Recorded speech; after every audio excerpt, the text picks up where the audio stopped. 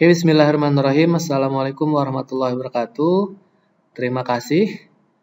Sebelumnya kita sudah melakukan konfigurasi port scanning untuk router menggunakan tarpit dan blocking IP. Untuk selanjutnya, bagaimana jika penyerang berhasil mengetahui port yang terbuka? Nah, di sini kita akan melakukan simulasi penyerangan menggunakan brute force attack. Jadi, brute force attack itu merupakan metode serangan yang menggunakan kombinasi username dan password acak secara terus-menerus sampai menemukan username dan password yang benar. Penyerang akan melakukan hal ini untuk dapat login ke dalam mikrotik. Metode penyerangan ini dapat juga dilakukan untuk menembus sebuah situs website. Oke, kita akan coba. Namun sebelum mencoba, mohon diperhatikan simulasi ini hanya dilakukan di lab sendiri, bukan untuk melakukan penyerangan ke tempat lain. Jadi untuk pembelajaran saja, ya. Oke, kita ulang kembali pertemuan sebelumnya. Kita sudah melakukan keamanan dasar dari menonaktifkan service netboard supaya IP kita tidak terlihat, lalu menggunakan username dan password default yang sebelumnya admin bisa kita berikan password, lalu membuat user baru dengan hak akses terbatas, read atau write, dan membuat password di layanan Wi-Fi. Setelah itu kita juga sudah melakukan penggantian port default, menonaktifkan port yang tidak digunakan, mencegah port scanning dengan tarpit dan blocking IP, serta memberikan akses tertentu berdasarkan IP address. Oke, langsung saja kita lakukan simulasi penyerangan dan diingatkan kembali hanya dilakukan di lab atau jaringan sendiri. Jangan digunakan ke server publik. Dan ini hanya untuk simulasi pembelajaran keamanan. Oke, kita lihat terlebih dahulu. Di sini kita tidak menggunakan sumber internet, jadi hanya port 2 saja atau ETH2 yang kita colokkan ke laptop kita. Di sini kita menggunakan IP 11.1 di Ether 2. Kita colokkan ke komputer kita. Di sini IP-nya masih DHCP.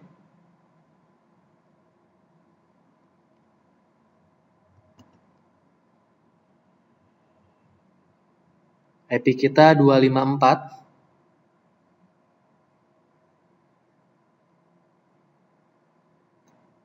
Kita coba ganti terlebih dahulu.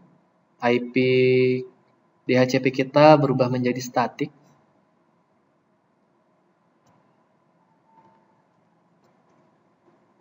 Jadi laptop ini akan dilakukan sebagai penyerang. Kita menggunakan IP 11. Di sini bebas saja. Kita pilih saja 33.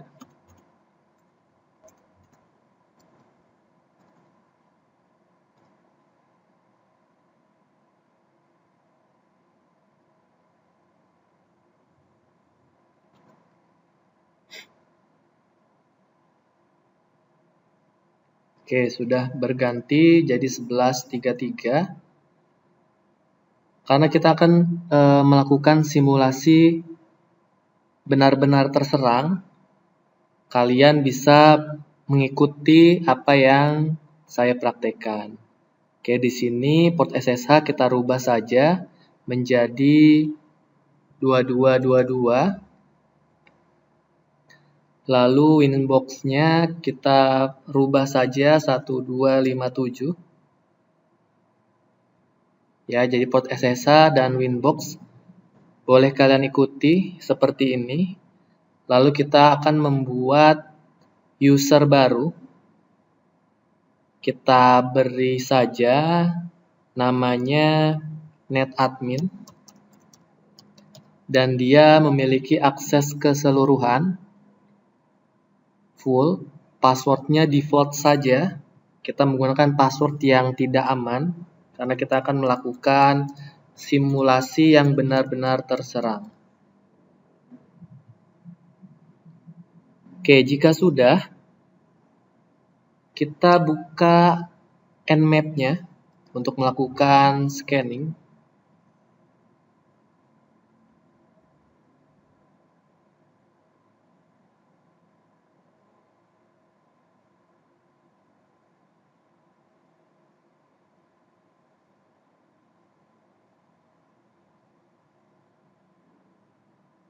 Kita masukkan IP yang akan kita serang. Di sini IP 11.1 yang kita akan serang. Lalu kita masukkan komennya. Nmap strip P spasi port SSH 2222 spasi strip script spasi SSH strip browse, lalu IP yang akan kita serang. Ya. Nmap spasi strip P spasi port SSH spasi strip script spasi SSH strip browse. Lalu kita lakukan scanning. Sebelum melakukan scanning, kita lihat terlebih dahulu di lognya. Ini kita ke bawahkan, nanti kalian bisa lihat perubahan apa yang ada di sini. Lalu kita bisa lihat di security profile, di IP firewall-nya, di address list-nya kita taikan dulu. Lalu kita lihat di sistem resources. Ya. Di sini CPU load-nya rendah. Dan kita lihat apa perubahannya jika kita melakukan serangan. Kita lihat di sini. Kita coba lakukan scan.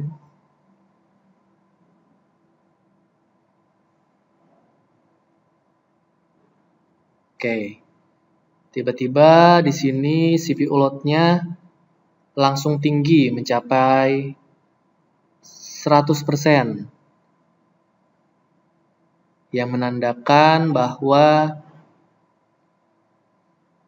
telah terjadi kelebihan kapasitas akibat serangan brute force tadi. Dan di sini juga terdeteksi IP 192.168.11.33 melalui SSH berusaha melakukan login tetapi gagal. Ya, kita lihat.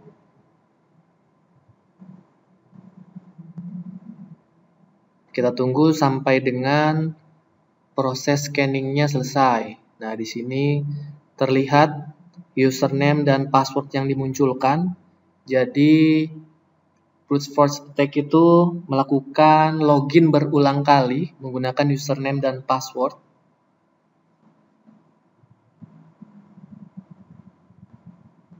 Kita tunggu sampai dengan proses selesai.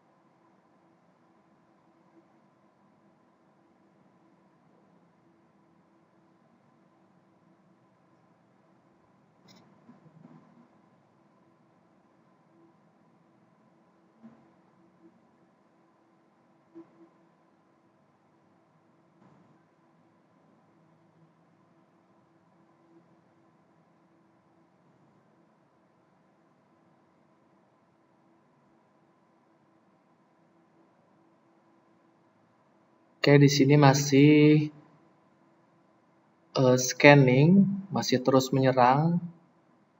CPU load-nya juga masih 100%. Ini mengakibatkan terganggunya atau memperlambat kinerja jaringan.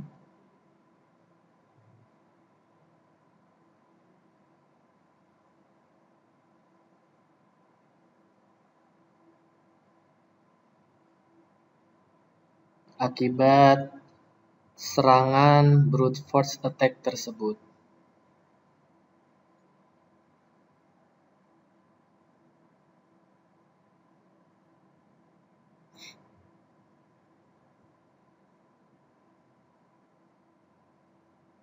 Oke, untuk simulasi ini kita lakukan di laptop kita sendiri yang terhubung dengan mikrotik tanpa adanya sumber internet. Yang kita gunakan hanya di port ETH2.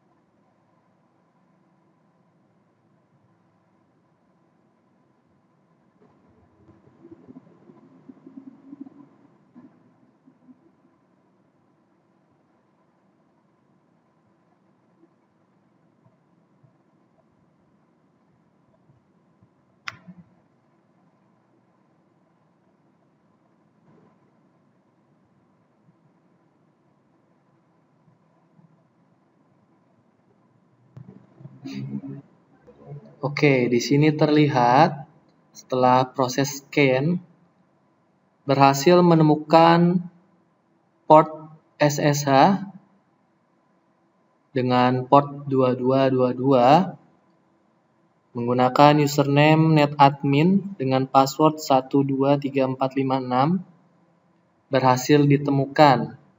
Kita cek kembali, tadi username password yang sengaja kita buat memang untuk ditemukan.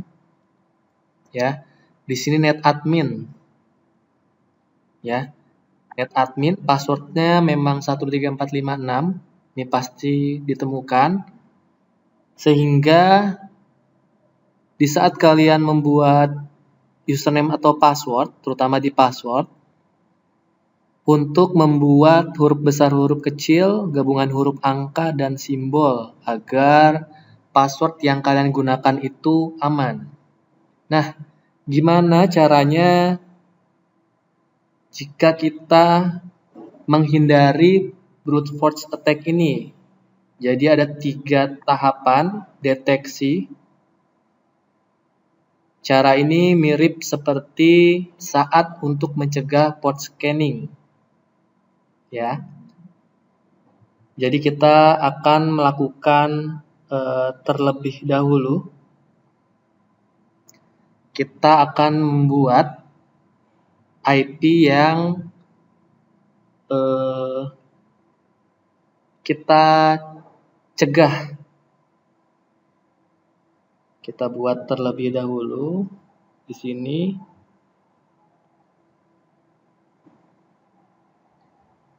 Kita sudah terlihat ya, IP yang melakukan serangan itu 1133.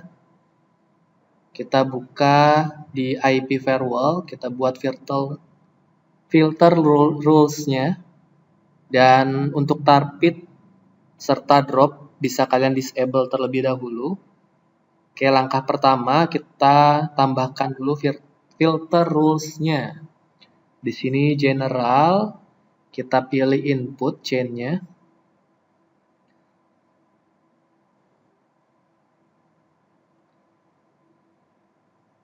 Untuk protokolnya kita pilih TCP. Ini dia nanti otomatis jadi 6 TCP. Lalu kita ke DST port.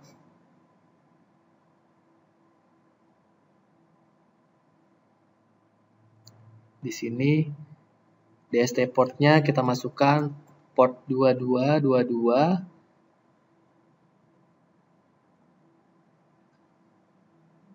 Connection state-nya kita pilih new.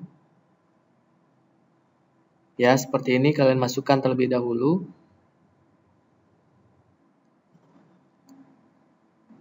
Lalu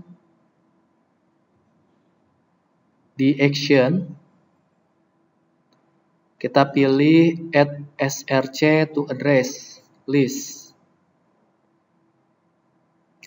Nah, di sini kita akan masukkan IP-nya terlebih dahulu, kita buat di address list. Kita tambahkan SSH percobaan 1.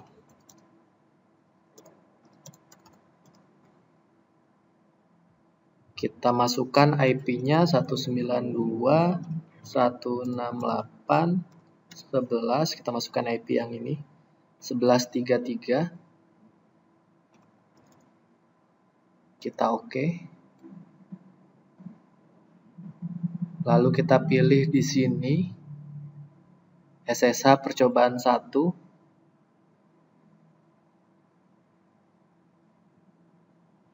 Kita berikan komen percobaan 1. Akan tambah di sini. Kita oke. Percobaan 1 sudah. Lalu kita buat ini untuk percobaan login pertama. Yang kedua kita akan buat percobaan login kedua. Hampir sama. Di sini kita buat input. lalu protokolnya TCP, ya. Kalian boleh langsung klik atau dipilih TCP juga boleh. Lalu di DST portnya kita masukkan kembali 222. Lalu SRC address listnya kita pilih SSH percobaan 2. Kita tambahkan kembali di sini address listnya SSH percobaan 2 dengan IP yang sama.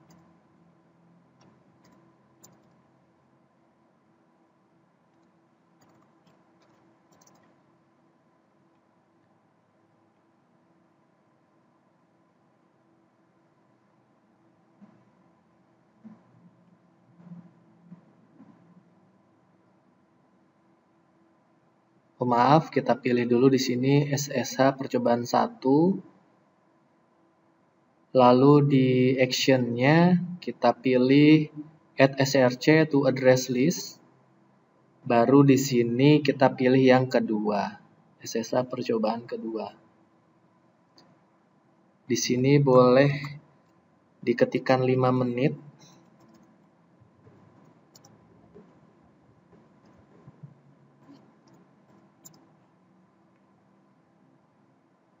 Lalu kita berikan komen percobaan 2.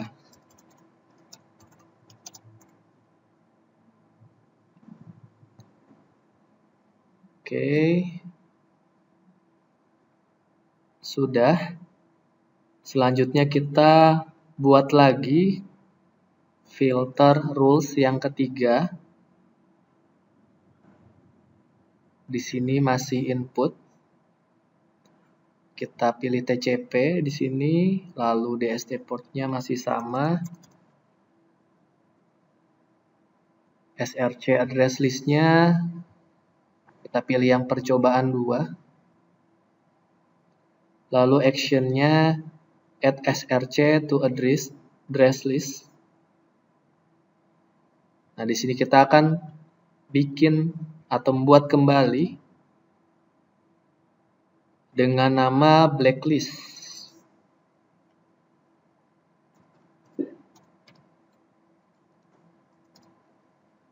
IP yang akan kita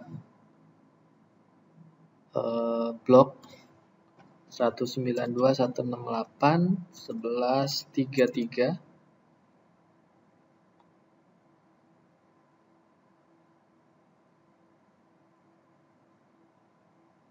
Kita pilih di sini blacklist. Waktunya 10 menit.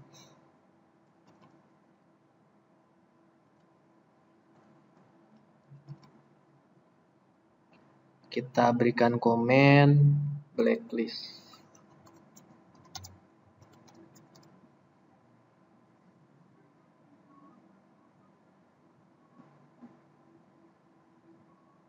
Oke, sudah kita tambahkan. Lalu kita buat rule firewall filter blokirnya untuk memblokir. Kita buat tambahkan kembali di sini dengan pilihan input, protokolnya TCP, SRC address listnya kita pilih blacklist. Actionnya drop. Kita kasih komennya blokir.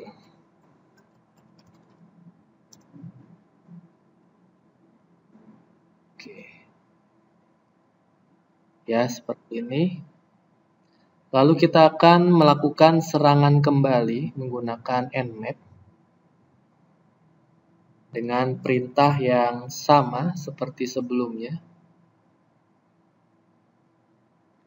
Kita akan melakukan serangan terlebih dahulu.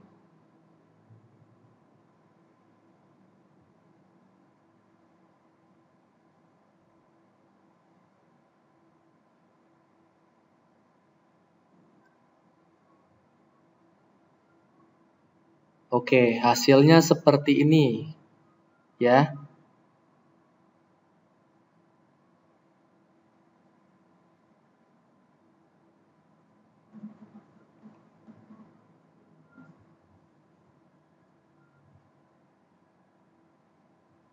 Kita coba lihat di sini. Ya, ini percobaan login pertama 33, percobaan login kedua 33 kembali, dan blacklist 1133. Hasil kalian seperti ini. Hal ini memberikan informasi bahwa brute force di Nmap sebenarnya tidak terlalu berbahaya untuk router selama kita menerapkan keamanan dasar di dalam router, seperti mengganti username dan password bawaan. Gunakan password unik yang minimal terdiri dari 8 digit dengan kombinasi huruf besar, huruf kecil, angka, dan simbol atau karakter. Kita mungkin membutuhkan perangkat firewall khusus yang mumpuni untuk mencegah serangan brute force dengan metode lain dan tools yang lebih baik dibandingkan dengan Nmap. Misalnya saja metode yang digunakan oleh tools Hydra yang dapat diinstal menggunakan Ubuntu Server atau Kali Linux. Ya, jadi di sini kita berhasil untuk melakukan blokir menggunakan filter rules yang sudah kita sediakan. Oke, mungkin itu saja. Terima kasih. Wassalamualaikum warahmatullahi wabarakatuh.